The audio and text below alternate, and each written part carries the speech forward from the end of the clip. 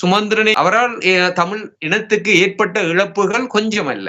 சர்வதேச மட்டத்துல நீங்கள் எடுத்தாலும் சரி, இங்க உள்நாட்டுல இருக்கிற விடயங்களை நீங்கள் எடுத்தாலும் சரி, அல்லது போர்க்குற்ற விசாரணை அல்லது நீதி வாங்கி கேட்டு போராடுற விடயங்களை எடுத்தீங்கன்னு சொன்னாலும் நியாயமான இழப்புகளை இந்த இனம் இழந்திருக்குது.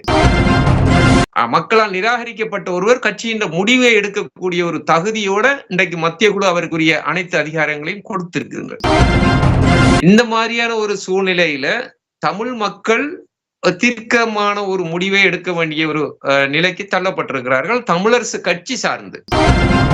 இங்கே கவனிக்க வேண்டிய விடயம் என்னவென்றால், சென்ற தேர்தலில் மக்களால் நிராகரிக்கப்பட்டவர் தான் எம்.ஏ. சுமந்திரன் அவர்கள். ஒன்றில் சுமந்திரனை இவர்கள் தலைவராக ஏற்றுக்கொள்ள வேண்டும், அல்லது போனால் தமிழரசு கட்சியை தளமுடுவ வேண்டும்.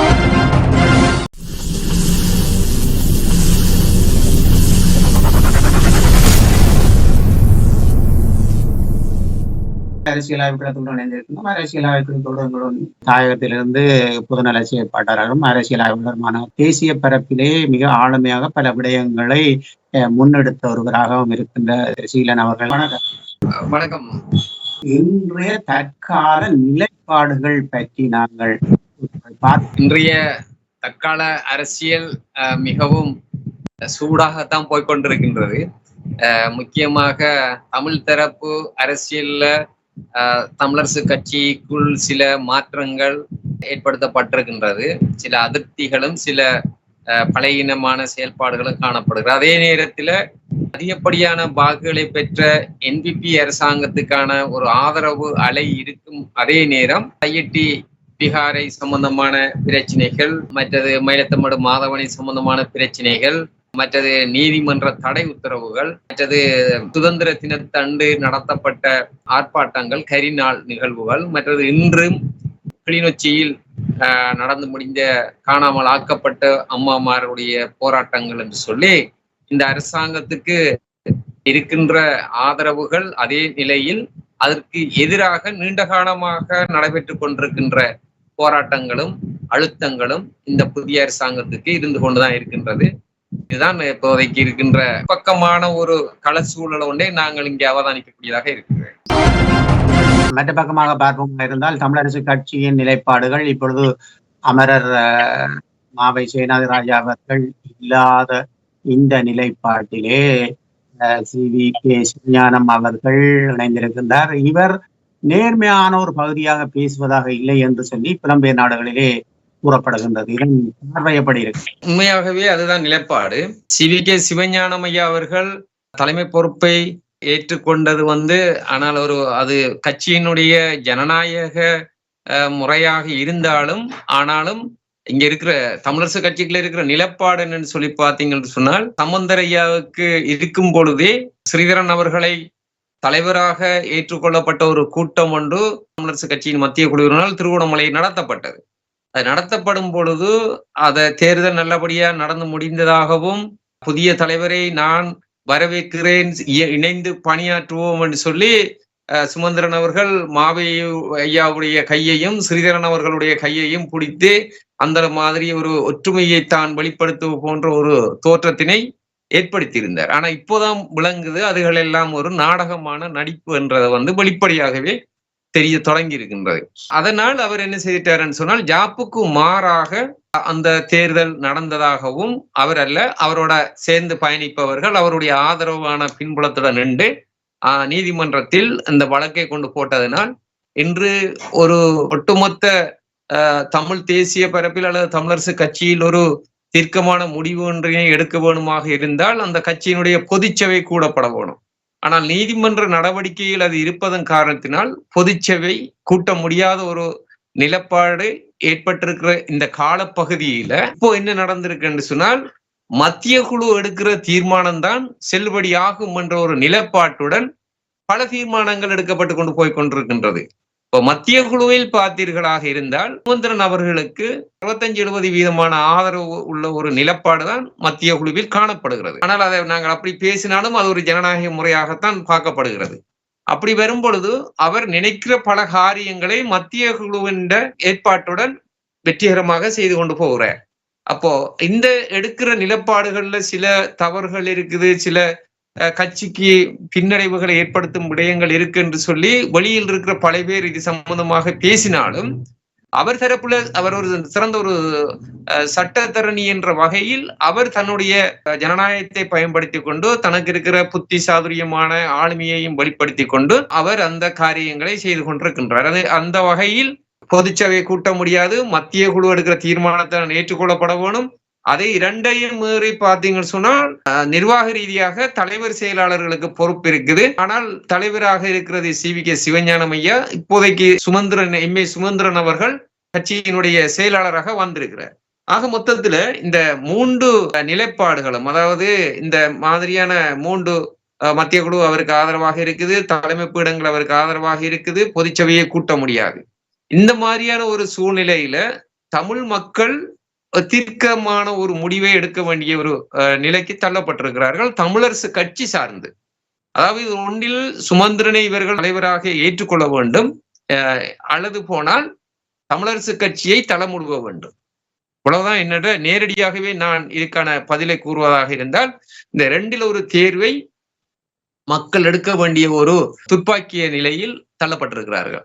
ஏனென்றால் ஏற்கனவே திருவண்ணாமலையில் நடந்த கூட்டத்துக்கு பிற்பாடு 2-3 தடவைகள் மத்திய குழு கூட்டப்பட்டு அது அந்த இடத்தில் அவர்கள் எடுத்திருக்கிற ஜனநாயக முறையில் என்று சொல்லப்படுற பல விடயங்களில் அவர்கள் சுமந்திரனுடைய ஆளுகைக்கு உட்பட்டதாக கட்சியினுடைய தலைமைகள் சில முடிவுகளை எடுத்திருக்கிறார்கள்.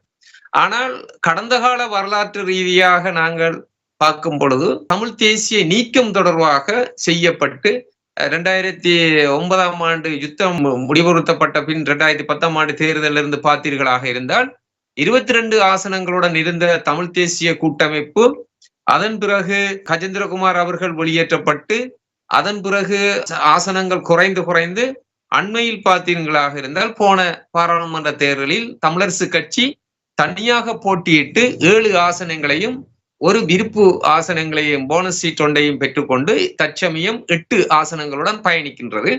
அதிலே மிக மோசமான ஒரு பின்னடைவை வடமாகாணத்தில் பாராளுமன்றத்தில் தெரிவு செய்ய முடியாத அளவுக்கு மக்களுடைய தீர்ப்புகள் வெளிவந்திருக்கு. இந்த நேரத்தில் கட்சியை மக்களுடைய ஆதரவு இல்லை என்று நிரூபிக்கப்பட்டதுக்கு பிறகு அவர் கட்சியை தனது கட்டுப்பாட்டுக்குள் கொண்டு வந்து மத்திய குழுவுடைய ஆதரவுகளோட இது ஒரு சட்ட ரீதியாகவோ அல்லது ஜனநாயக ரீதியாகவோ பார்க்கும் பொழுது எல்லாமே சரி என்ற ஒரு நிலப்பாடுதான் வெளியால காட்டப்பட்டாலும், ஆனால் அதுக்குள்ள மிக நுணுக்கமாக புத்திசாலித்தனமாக பல காரியங்கள் இருப்பதன் விளைவு இன்று சுமந்திரன் அவர்கள் எடுக்கின்ற முடிவுக்குள் கட்சி தள்ளப்பட்டிருக்கின்றது. அதே போல அந்த கட்சியை நம்பி வாக்களிப்பவர்களும் ஒரு பின்னணியோட தான் போக வேண்டும் என்ற ஒரு நிலப்பாடு ஏற்பட்டிருக்கு. ஆனா இங்கே கவனிக்க வேண்டிய விடயம் என்னவென்றால், சென்ற தேர்தலில் மக்களால் நிராகரிக்கப்பட்டவர் தான் MA சுமந்திரன் அவர்கள்.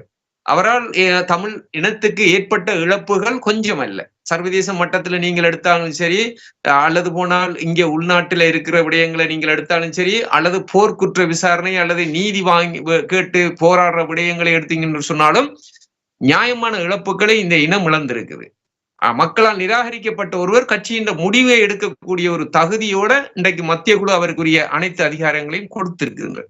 அதை நாங்கள் திரும்பவும் சொல்றோம், இந்த நேரத்தில் வடமாகாணத்துல கிடைத்த அந்த தேர்தலுடைய முடிவுகளை பொறுத்து மக்கள் விழிப்பாக இருக்கிறார்கள் என்ற ஒரு செய்தி மீண்டும் அந்த கட்சியினுடைய முக்கியஸ்தர்களுக்கு நாங்கள் சிவில் சமூகமாக கூறி வைக்க விரும்புகின்றோம்.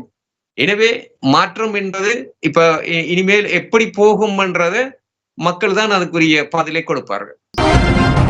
இவர்கள் ஆட்சி பொறுப்பில் அல்லது பாராளுமன்றத்தில் உறுப்பினராக இருந்த காலங்களிலே பல விடயங்களை தமிழர்களுக்கு எதிராக, தமிழர்களை நீதிக்கு எதிராக உரையாற்றியவர்கள் என்பது புரிந்த விடயம். அதே நேரத்திலே வழக்காடு மன்றத்துக்கு தமிழரசு கட்சியை கொண்டு சென்றவர் இவர்தான் என்ற ஒரு கருத்துப்பட பல விடயங்கள் ஆரம்பங்களில் நடைபெற்றது. இப்பொழுது அமர்ந்திருக்கின்றது. இதன் அமைதியின் நோக்கம் என்னவாக அமர்ந்திருக்கிறதுன்றதுக்கு அப்பால் அது நீதிமன்றம் கூட நான் நினைக்கிறேன் இறுதியாக நடந்த நீதிமன்ற நடவடிக்கைகளும் பொழுது 3 மாதமோ அல்லது 4 மாதமோ ஏதோ வழக்கு பின்போடப்பட்டிருக்கின்றது. அப்ப அதனால் நீதிமன்றத்தின் நடவடிக்கைகளை முன்னோக்கி நகர்த்துவதற்கு மற்ற தரப்புல அதுக்குரிய இயலுமை இருக்குதா இல்லையா என்று எனக்கு தெரியவில்லை. மற்ற நீதிமன்றம் கால அவகாசத்தை நீண்ட நாட்கள் தள்ளி போட்டிருக்கிறதன் காரணத்தினால் இது உண்மையா கட்சியினுடைய விடயங்களாக இருந்தாலும் ஒரு மக்களுடைய அதிகப்படியான தமிழ் தேசிய பரப்பில் அதிகப்படியான மக்களுடைய ஆசனங்களை பெற்ற கட்சி என்ற வகையில் தேசியம் சார்ந்து இன்றைக்கு நாங்கள் பின்னோக்கி இருக்கின்ற நிலைமைகள் எல்லாம் அடிப்படையாக கொண்டு நாங்கள் இதை கொஞ்சம் ஆராய வேண்டிய ஒரு சூழல் எங்களுக்கு ஏற்பட்டிருக்கின்றது. எனவே நீதிமன்றம் கால அவகாசம் கூடுதலாக கொடுத்த ஒரு சந்தர்ப்பத்தினை தங்களுக்கு சாதகமாக பயன்படுத்தி கொண்டு மத்திய குழுவை பயன்படுத்தி அதற்கான விடயங்கள் எல்லாம் செய்து கொண்டு இருக்கிறார்கள். பேசுபொருளாக இல்லாட்டாலும் ஒரு மௌனமான வகையில் கட்சிக்குள் பலதரப்பட்ட அதிருப்தியாளர்கள் இருக்கிறார்கள். மத்திய குழுவுக்கு அப்பால் பொதுச்சபையில் நியாயமான விரக்தி நிலையில அந்த கட்சிக்குள் பல பேர் இருக்கிறார்கள். அந்த நிலைக்கு ஒரு சந்தர்ப்பம் இவர்கள் கொடுக்க வேண்டுமாக இருந்தால் நீதிமன்ற நடவடிக்கையினை முடிவுக்கு கொண்டு வர வேணும். நீதிமன்ற நடவடிக்கையினை முடிவுக்கு கொண்டு வரதுக்கு இப்போ இருக்கிற சுமந்திரன் அவர்களுடைய ஆதரவோடு இருக்கிற தரப்பு அதில் பின்னடிப்பு செய்வதன் காரணத்தினால் பொதுச்சபை கூட்ட முடியாத ஒரு சூழலை தமக்கு சாதகமாக நிர்வாக ரீதியாக கட்சி ரீதியாக அதை பயன்படுத்தி கொண்டாலும், ஆனால் மக்களுடைய ஆதரவு தளம் என்பது பின்னோக்கி கொண்டு போய்கொண்டு இருக்கின்றது என்பதனை சம்பந்தப்பட்ட தரப்பு விளங்கிக் கொள்வது நல்லது. இவர் பொதுச் செயலாளராக வந்திருக்கின்றார் என்ற ரீதியில் பார்க்கும் பொழுது இப்பொழுது அங்கே சிலரை குற்ற நடவடிக்கைகளில் அதாவது கூட்டாக ஜனாதிபதி தேர்தலில் முன் வந்ததன் காரணமாக சிலரை வெளியேற்றுகின்ற ஒரு கால நிர்பந்தம் ஏற்பட இருக்கின்றது. இந்த நிர்பந்தத்தின் மூலம் இவர் பாராளுமன்றத்துக்கு சுமந்தன் அவர்கள் செல்வதற்கான சாத்தியக்கூறு. கட்சியினுடைய தலைவர் செயலாளர்கள் தான் முடிவெடுப்பார்கள். அப்ப கட்சியினுடைய தலைவர் செயலாளர்கள் முடிவெடுக்கிற இடத்தில் அவர்கள் வந்திருக்கும் பொழுது அதே நேரத்தில் ஏற்கனவே செயலாளராக இருந்த மருத்துவர் அவர்கள் தனக்கு சுயீன காரணத்தினால் இந்த பதவியினை தான் விடுவதாகவும் அதுக்கு பொருத்தமானவரை தெரிவு செய்யணும் என்ற கோணத்தில் அது நடத்தப்பட்ட நேரத்தில் சுமந்திரன் அவர்கள் தெரிவு செய்யப்பட்டிருக்கின்ற எனக்கு தொடர்ச்சியாக அவர்களுக்குள் உள்ளாக பேச்சுவார்த்தைகள் எதுவாக நடந்தாலும் சத்தியலிங்கம் மருத்துவர் அவர்கள் எனக்கு பாராளுமன்றத்தை தொடர்ந்து பணியாற்ற முடியாது என்ற ஒரு கருத்தினை வெளியாலே சொல்லிக்கொண்டு அனைவரும் அதுக்கு ஒத்துழைத்தால் செயலாளராக இருக்கிற அவர்கள் மிக விரைவில் அவர் பாராளுமன்றம் போறதுக்கான வாய்ப்புகள் அதிகமாகவே இருக்கின்றது. அதற்கு எந்த ஒரு தடையுமே கிடையாது. அது பொறுத்திருந்தா பார்க்க போகணும். ஆனா அவருக்கு இருக்கிற சூழ்நிலைகள் அவருக்குரிய புற சூழல் எல்லாம் தனக்கு சாதகமான ஒரு சூழலை அவர் ஏற்படுத்தி வச்சிருக்கின்றார். அந்த வகையில் அவர் பாராளுமன்றம் போவதற்கான வாய்ப்புகள் இருக்குது என்றுதான் எங்களுடைய ஊகிப்பாக இருக்கின்றது. இன்னொரு பக்கமாக தேர்தல் காலங்களில் இவரால் முன்வைக்கப்பட்ட விடயம், தமிழரசு கட்சியின் பிரதியாக இருந்து முன்வைக்கப்பட்ட விஷயம் என்னன்னு சொன்னால், தோல்வி உற்றவர்கள் நியமனம் செய்யப்பட மாட்டார்கள் பாராளுமன்றத்தில். அப்படி இருக்கும்போது தோல்வி பெற்றிருக்கின்ற இவர் பாராளுமன்றம் செல்வதன் மூலம் என்ன பரபரப்புகள் ஏற்பட சாத்தியக்கூடும்? மருத்துவர் சத்தியலிங்கம் அவர்களும் தோல்வியுற்றவர் தானே. அதுக்கு பிறகு அப்படி வரும் பொழுது இப்ப இவர் தோல்வியுற்றவர் என்றதுக்கு அப்பால் அவர்கள் கட்சியினுடைய செயலாளர் என்ற ஒரு அந்தஸ்தை கொடுப்பார்கள், அல்லது கட்சியினுடைய மிக சிறந்த ஒரு ஆளுமை உள்ள நபர் என்ற ஒரு அந்தஸ்தை கொடுப்பார்கள், அல்லது ஒரு சிறந்த சட்டத்தரணி என்ற ஒரு அங்கீகாரத்தை வழங்குவார்கள். அவருக்கான பின்புல பட்டங்கள் அதிகமாகவே இருக்கின்றது. எனவே அவற்றையெல்லாம் பயன்படுத்தி கொண்டு அவர் பாராளுமன்றம் போறதுக்கான வாய்ப்புகள் அதிகமாகவே இருக்கின்றது. அவர் தானே அதை சொன்னவர், தோற்றுவிட்டவர் போக முடியாதுன்னு சொல்லி. அப்படியாக இருந்திருந்தால் மத்திய குழுவுல மருத்துவர் சத்தியலிங்கம் அவர்களும் தெரிவு செய்யப்பட்டிருக்க கூடாது. அவர் தெரிவு செய்யப்பட்டது அவர் ஒரு தோத்து போனவர் தான். ஆனால் அதுக்கு பல கதைகளை சொல்லி வவுனியா பிரதேசத்திலிருந்து இதுவரையும் பாராளுமன்ற உறுப்பினர்கள் சென்ற முறையும் செல்லவில்லை, இந்த முறையாவது அனுப்பணும் என்ற கதையில் எல்லாம் கட்டி மிக குறைந்த வாக்குகளை பெற்ற மருத்துவர் சத்தியலிங்கம் அவர்கள் தெரிவு செய்யப்பட்டார். அது அந்த நேரத்தில் அவர் கட்சியினுடைய செயலாளராகவும் இருந்தவர். அந்த வகையில் இப்போது கட்சியினுடைய செயலாளராக எம்.எஸ். சுமந்திரன் அவர்கள் வந்திருக்கின்றார். அவருக்கான அனைத்து விதமான ஆளுமை இருக்குது என்று சொல்லி மத்திய குழு ஒரு தீர்மானத்தை வளமையா எடுத்தது போன்ற எடுப்பார்களாக இருந்தால் அவர் மீண்டும் பாராளுமன்றம் போறதுக்கான வாய்ப்புகள் அதிகமாகவே இருக்கின்றது. பொறுத்திருந்துதான் பார்க்க வேண்டும். முக்கியமாகவே நீங்கள் தேசிய நோக்கோடு பயணிக்கின்ற ஒரு இவர் அப்படி வருகின்ற பட்சத்திலோ அல்லது இவர் செயலாளராக இருந்து இவர் தமிழினத்துக்கான நோக்காக இதை செய்ய முன் வருவார் என்று நினைக்கின்றேன். தமிழ் தேசிய பரப்பில் நாங்கள் பயணிக்கின்ற அல்லது பாதிக்கப்பட்ட தரப்பு நினைக்கின்ற அல்லது புலம்பெயர் சமூகத்தில் இருக்கிற மக்கள் நினைக்கின்ற நீதி கோரிய அல்லது போனால் தமிழ் தேசியத்தை இனப்பிரச்சனையின் ஒற்றை ஆட்சிக்கு அப்பால் ஒரு தீர்வினை பெறக்கூடிய விடயங்களில் இவர் பயணிப்பார் என்றது எங்களுக்கு எள்ளளவு நம்பிக்கை இல்லை. எனவே இவருடைய வருகை இன்னும் அதிகமான தமிழ் தேசிய நீக்கமும் அந்த கட்சியினுடைய வளர்ச்சியை மிக மோசமாக பாதிக்கிற ஒரு நிலைப்பாட்டையும் தான் எதிர்காலத்தில் ஏற்படுத்தும். உண்மையாகவே ஒரு கவலையான ஒரு விடயம். அந்த கட்சியில் மிக பெருந்தலைவர்கள் எல்லாம் இருக்கிறார்கள். ஆனால் சில பேர் பேச முடியாத அளவில் மத்திய குழு செயற்பாட்டினை உள்ளுக்குள் இல்லாதவர்களாக இருக்கிறார்கள். கட்சி தந்தை செல்வா அவர்கள் எந்த நோக்கத்துக்காக இந்த கட்சியை தொடங்கினாரோ அந்த நோக்கத்தை விட்டு வெளியேறி கொண்டு இருக்கும் இந்த சூழலில் அவர் எந்த நோக்கத்துக்காக இந்த கட்சிக்குள் உள்நுழைந்தாரோ அந்த நோக்கத்தை அவர் செவ்வனே சிறப்பாகவே செய்து கொண்டு போகிறார் என்பதுதான் நாங்கள் அறியக்கூடியதாக இருக்குது. இப்பொழுது சிவகே சிவஞானம் ஐயா அவர்கள் மத்திய கட்சிகளுடன் பேச்சுவார்த்தைகள் நடக்கின்றது. பேச்சுவார்த்தைகள் மூலம் நிச்சயமாக தாங்கள் வருகின்ற உள்ளூராட்சி தேர்தலில் இணைந்து நிற்போம், அதற்கான சாத்தியக்கூறுகள் இருக்கின்றது என்ற ஒரு தகவலை வழங்கி இருக்கின்றார். இது எவ்வண்ணம் பார்க்கக்கூடியதா இருக்கிறது? கஜேந்திரகுமார் பொன்னம்பலம் அவர்கள் அண்மையில் ஒரு முன்னெடுப்பினை எடுத்திருந்தார். அரசியல் யாப்பு திருத்தம் ஒன்றினை அரசாங்கம் கொண்டு வர இருக்கின்றது. நாங்கள் எல்லோரும் தமிழ் தேசிய பரப்பில் இருப்பவர்கள் எல்லோரும் ஒற்றுமையாக தமிழ் மக்களுடைய ஒற்றை ஆட்சிக்கு அப்பால் சென்று ஒரு தீர்வினை பெறுவதற்காக முயற்சிக்க வேண்டும் என்ற ஒரு முன்னெடுப்பினை எடுத்திருந்தார். அந்த செய்தி 2வது நாள் ஒரு ஊடக சந்திப்பில் சுமந்திரன் அவர்கள் ஒரு கருத்தினை கூறியிருந்தார். தமிழரசு கட்சியில் தமிழ் மக்களுக்கான அரசியல் தீர்வு தொடர்பான விடயங்கள் இருப்பதாகவும் அதிகப்படியான ஆசனங்களை தாங்கள் தான் கொண்டுள்ளதாகவும் அதிகப்படியான மக்களுடைய ஆதரவு தங்களுக்கு இருக்கின்றது என்ற ஒரு கருத்துப்பட சொல்லியிருந்தார். அதே நேரத்தில் இன்னொரு ஊடக சந்திப்பில் தற்போதைய தலைவராக இருக்கின்ற CVK சிவஞானம் ஐயா அவர்களிடம் கேள்வி கேட்கப்பட்ட பொழுது முறைப்படி அதற்கான அறிவித்தல்கள் வருமாக இருந்தால் நாங்கள் பரிசீலிப்போம் என்ற ஒரு கருத்தினையும் சொல்லியிருந்தார். கஜேந்திரகுமார் பொன்னம்பலம் அவர்கள் அவருடைய இடத்தை தேடி சென்று முறைப்படியாக கடிதங்களையும் வழங்கியிருந்தார். யாப்பு திருத்தம் சம்பந்தமான பேச்சுக்கள் முற்று பெற்றதாகவே இருக்கின்றது. ஆனால் அதுக்கு பிறகு நீங்கள் இப்ப சொல்லுவது உள்ளூராட்சி மன்ற தேர்தலுக்காக இணைந்து பயணிக்கலாம் என்று சொல்லியிருக்கிற விடயத்தில் அது எந்த அளவுக்கு சாத்தியப்படக்கூடிய ஒரு நிலப்பாட்டு, ஏனென்றால் இங்க அதிகமான சில முடிவுகளை கட்சியினுடைய செயலாளர் தான் எடுக்க வேண்டிய ஒரு நிலைமை இருக்கின்றது. அப்படி வரும்பொழுது அவர் எல்லோருடையும் இணைந்து பயணிப்பதற்கு சுமந்திரன் எந்த வகையில் அவர் அந்த நியாயப்பாட்டோட அல்லது அந்த மாதிரியான ஒரு நிலப்பாட்டுக்குள்ள வருவாரா என்றது ஒரு கேள்வியான ஒரு விஷயமா இருக்கின்றது. அதை பொறுத்திருந்தான் பார்க்க வேணும். ஆனால் இப்படித்தான் தமிழர்களுடைய நிலப்பாடு இப்படி வந்திருக்குன்னு சொன்னால் தமிழ் தேசிய பரப்பில் இருக்கின்ற கட்சிகள் அதிகமான ஆசனங்களை பெற வேணும், தமிழ் தேசிய கட்சிகள் நிலைத்திருக்க வேணும் என்ற ஒரு எண்ணம் விருப்பம் எல்லோருக்கும் இருக்குது. அதையும் தாண்டி அவர்கள் வந்ததுக்கு பிறகு என்ன செய்ய போகிறார்கள், என்ன செய்ய முடியும், என்னத்தை சாதித்து காட்டியிருக்கிறார்கள் இவ்வளவு காலம் என்பதுதான் இங்க இருக்கிற கேள்வி. எனவே அரசியல் வங்குரோத் என்பது தமிழ் மக்களுக்கு 15 வருடங்களாகவே தொடர்ச்சியாகவே தமிழ் தேசிய அரசியலில் நீடித்து கொண்டு போகின்றது. ஆசனங்கள் பெறுவது முக்கியம் இல்லை, கிடைத்த ஆசனங்களுக்கு ஊடாக நாங்கள் என்னத்தை சாதிக்கிறோம் என்றுதான் இங்க இருக்கின்ற முக்கியமான ஒரு கேள்வி இருக்கின்றது. பொறுத்திருந்து பார்க்கலாம்.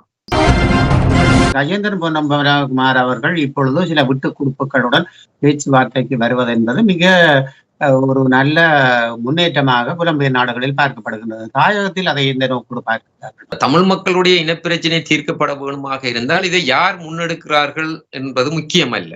எந்த நோக்கத்துக்காக யார் முன்னெடுத்தால் என்ன, நாங்களும் அதில் ஒருவராக பங்குதாரராக மாறி நாங்களும் இணைந்து பயணித்து ஒற்றுமையாகவே எங்களுடைய அரசியல் தேவைகளையும் எமதுக்கான அரசியல் உரிமைகளையும் பெற வேணும் என்பதுதான் இங்க இருக்கிற முக்கியத்துவம். ஆனா அந்த வகையில் கஜேந்திரகுமார் பொன்னம்பலம் மட்டுமல்ல, வேறு யாராவது முன்னெடுத்திருப்பார்களாக இருந்தால் அதுகளையும் நாங்கள் வரவேற்போம். ஆனா யாரும் முன்னெடுக்காத ஒரு பட்சத்தில் கஜேந்திரகுமார் அவர்கள் இந்த காரியத்தினை முன்னெடுத்திருந்தார்.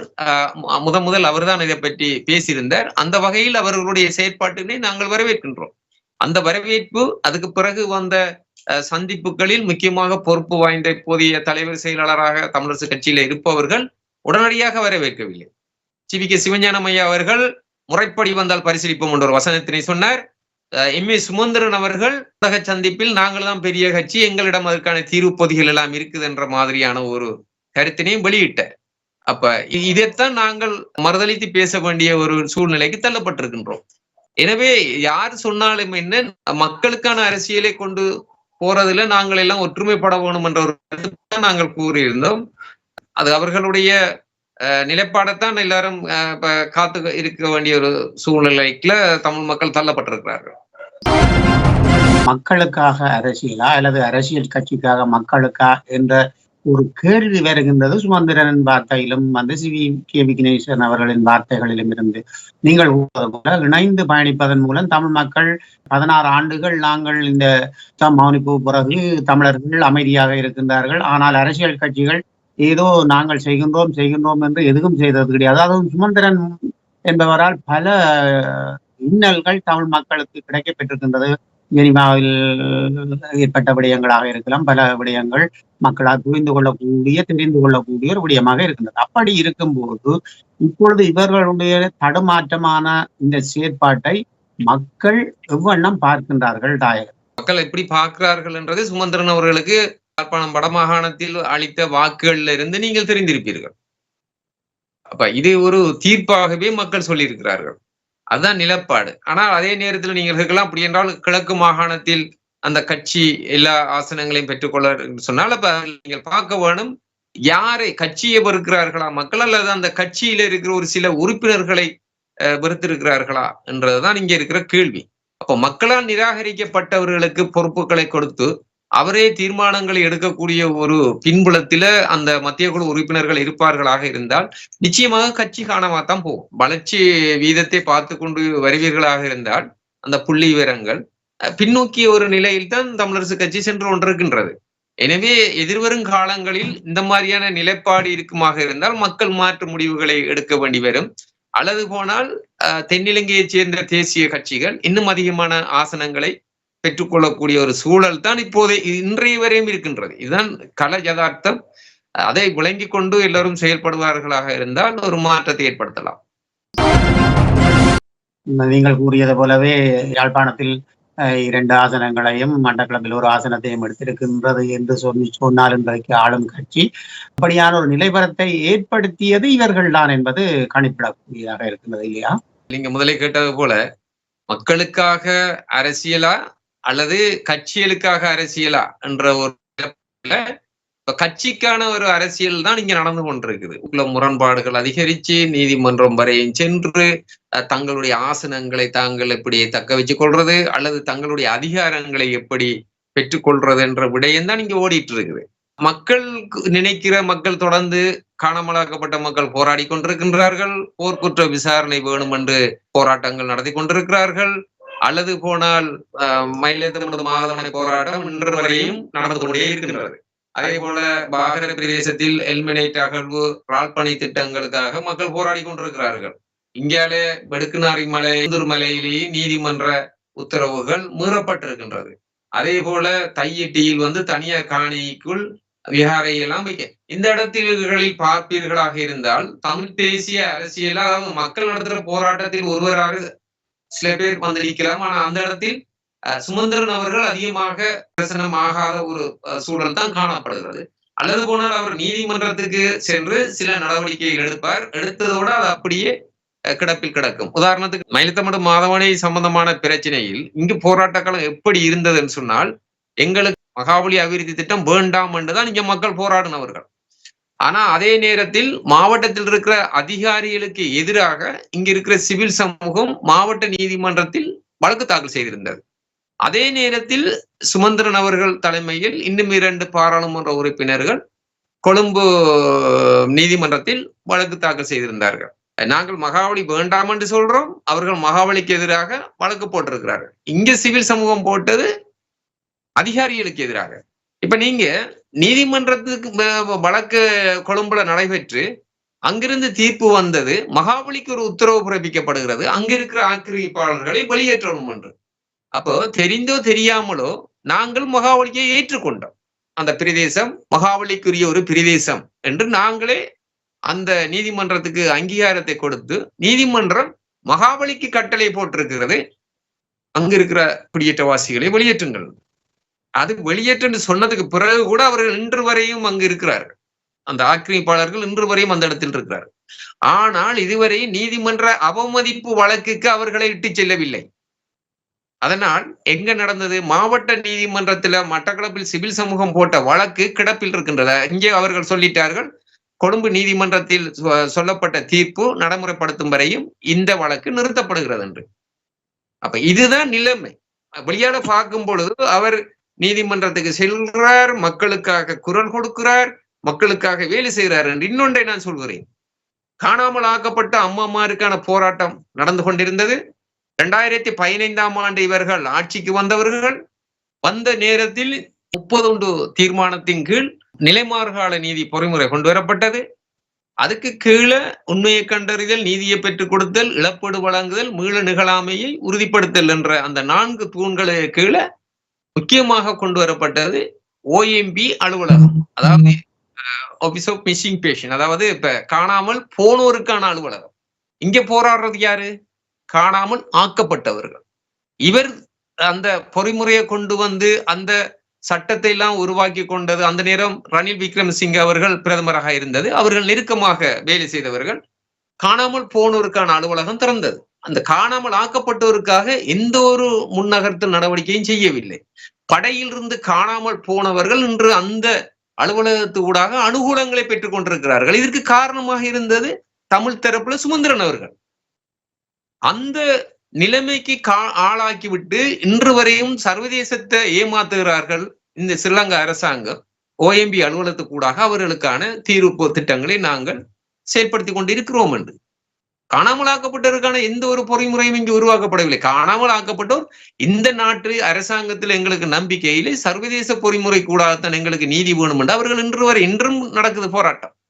ஆனால் இந்த சர்வதேசமும் இந்த ஸ்ரீலங்கா அரசாங்கமும் இந்த OMB அலுவலகத்தை இவ்வளவு பெரிய ஒரு பேசு பொருளா கொண்டு வந்து இந்த மக்களுடைய போராட்டம் இவ்வளவு மோசமாக மழுங்கடிக்கப்பட்டு பொய்யும் புரட்டுமாக சர்வதேசத்தில் அந்த பரப்புரை செய்வதற்கு இந்த OMB அலுவலகமும் அந்த OMB அலுவலகத்துக்கு ஆதரவாக கொண்டு வந்த சட்டமும் தான் காரணம்.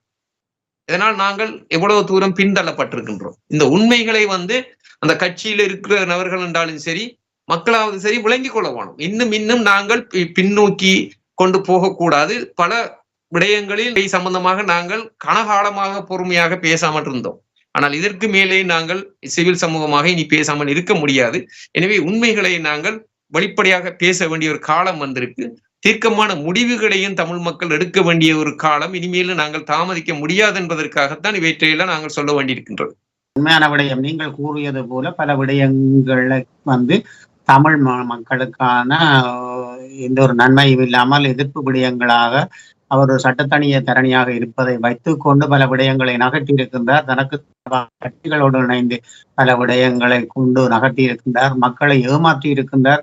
இப்படியான பல விடயங்களை கொண்ட இவர் இந்த தமிழரசு கட்சியில் இருந்து என்ன செய்ய போகின்றார் என்பதை மக்கள் நிச்சயமாக கவனித்துக் கொண்டிருக்கின்றார்கள். அதற்கான ஒரு தீர்மானத்தை மக்கள் எடுப்பார்கள் என்பது உண்மையான விடயம். அது மட்டுமில்லாமல் மூத்த கட்சியான தமிழரசு கட்சியை உடைப்பதற்கான பல விடயங்களை செய்து கொண்டிருக்கின்றவர்கள் சுமந்திரனும் ஒருவராகவே அங்கே பார்க்கப்படுகின்றது. இங்கே புலம்பெயர் நாடுகளிலும் மக்களால் பார்க்கப்படுகின்றது. அந்த வகையில் இதற்கான தீர்வுகள் எப்படி வரப்போகின்றது என்பதை நாங்கள் காலகட்டத்தில் பார்த்துக் கொள்வோம். அந்த வகையிலே சிறப்பாக இன்று நீங்கள் இந்த அரசியல் ஆய்வு களத்தில் தாயகத்தில் இருந்து உங்களுடைய நேரத்தையும் பொருட்படுத்தாமல் வந்து கலந்து கொண்டமைக்கு நன்றிகளை தெரிவித்துக் கொள்ளும். நன்றி திரு சீலன் அவர்களே. நன்றி. நல்ல உறவுகளை நீங்கள் இதுவரை பார்த்தது அரசியல் ஆய்வுகளும். அரசியல் ஆய்வுகளத்தில் தாயகத்திலிருந்து பொதுநல செயற்பாட்டாளரும் அரசியல் ஆய்வாளருமான திரு சீலன் அவர்கள் கலந்து கொண்டு பல ஆக்கப்பூர்வமான விடயங்களை, தமிழ் மக்களுக்கு தேவையான ஒரு ஆளுமையான விடயங்களை, தேசிய பரப்பிலே மிக ஆளுமையாக பல விடயங்களை முன்னெடுத்த ஒருவராகவும் இருக்கின்ற திரு சீலன் அவர்கள் நாங்கள் பார்க்கக்கூடியதாக இருக்கின்றது. அவர் இன்றும் பல விடயங்களை முன்னெடுத்துக் கொண்டிருப்பவராகவும் பொதுநல விடயங்களில் தன் உயிரை துச்சமாக மதித்து முன்னின்று செயலாற்றுகின்ற ஒருவராகவும் இருக்கின்ற சீலன் அவர்கள் இதிலே கலந்து சிறப்பித்து நாங்களும் மகிழ்கின்றோம். உண்மையான விடயங்கள் இந்த அரசியல் ஆய்வுக்களத்தின் மூலம் வந்திருக்கின்றது என்பதை இட்டு நாங்கள் மகிழ்கின்றோம். மீண்டும் ஒரு அரசியல் ஆய்வுக்களத்தில் நினைவுவோம். நன்றி. சுமந்திரனை அவரால் தமிழ் இனத்துக்கு ஏற்பட்ட இழப்புகள் கொஞ்சம் அல்ல. சர்வதேச மட்டத்துல நீங்கள் எடுத்தாலும் சரி, இங்க உள்நாட்டுல இருக்கிற விடயங்களை நீங்கள் எடுத்தாலும் சரி, அல்லது போர்க்குற்ற விசாரணை அல்லது நீதி வாங்கி கேட்டு போராடுற விடயங்களை எடுத்தீங்கன்னு சொன்னாலும் நியாயமான இழப்புகளை இந்த இனம் இழந்திருக்குது. மக்களால் நிராகரிக்கப்பட்ட ஒருவர் கட்சியின் முடிவை எடுக்கக்கூடிய ஒரு தகுதியோட இன்றைக்கு மத்திய குழு அவருக்குரிய அனைத்து அதிகாரங்களையும் கொடுத்திருக்கின்றது. இந்த மாதிரியான ஒரு சூழ்நிலையில தமிழ் மக்கள் தீர்க்கமான ஒரு முடிவை எடுக்க வேண்டிய ஒரு நிலைக்கு தள்ளப்பட்டிருக்கிறார்கள் தமிழரசு கட்சி சார்ந்து. இங்கே கவனிக்க வேண்டிய விடயம் என்னவென்றால், சென்ற தேர்தலில் மக்களால் நிராகரிக்கப்பட்டவர் தான் எம்.ஏ. சுமந்திரன் அவர்கள். ஒன்றில் சுமந்திரனை இவர்கள் தலைவராக ஏற்றுக்கொள்ள வேண்டும், அல்லது போனால் தமிழரசு கட்சியை தளமுடுவ வேண்டும்.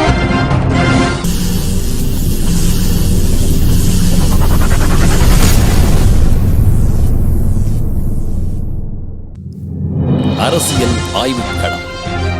உண்மையோடு தமிழர்களின் உரிமை காக்க உரசிவிடும் தீக்குச்சி என தன்னை நிலைநிறுத்தி தமிழரின் அரசியல் பேசும் களமாக உங்களை தேடி வருகிறது அரசியல் ஆய்வுக்களம்.